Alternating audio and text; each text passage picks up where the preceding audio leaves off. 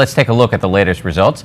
Let's go right to the graphics and give you a sense of who we can project as winner on the state level in the various races as they progress throughout the evening. In Connecticut, based on our exit polling data, we can project that Barack Obama will win that state. No big surprise. This is a very, very blue state. Here's what else we can tell you as we roll through these boards.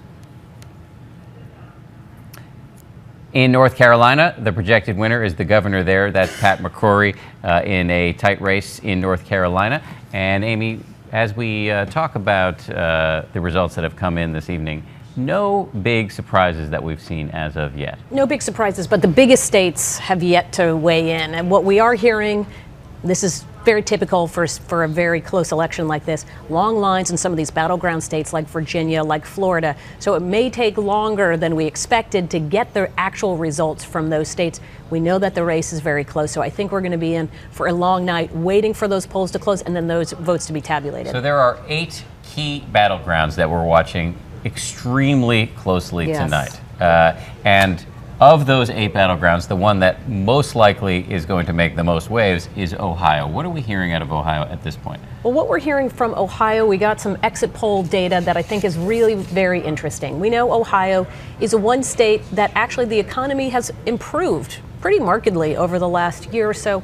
A lot of folks pointing to the auto bailout as being the reason for the success of the Ohio economy. And when we look at the exit polls here, 59% of voters in the state of Ohio saying that they approved of the auto bailout, and of that 59% who said they thought that was a good thing, 3/4 of those people said that they approved of Barack Obama. The auto bailout will turn out to be perhaps one of the big reasons. If Barack Obama wins, the auto bailout may turn out to be one of the top reasons why he gets to keep his job. That's exactly right. And I think as we're watching that state's vote come in, we're going to be looking in the northwestern part of the state where the auto industry is strongest. But we're also going to be looking toward the eastern part of the state where coal is king, coal and autos really determining the vote in that state. Mitt Romney hoping that the folks who are working for the coal industry, they're going to stick with Mitt Romney because Mitt Romney has made the case over and over to them that Barack Obama is not on their side when it comes to that issue.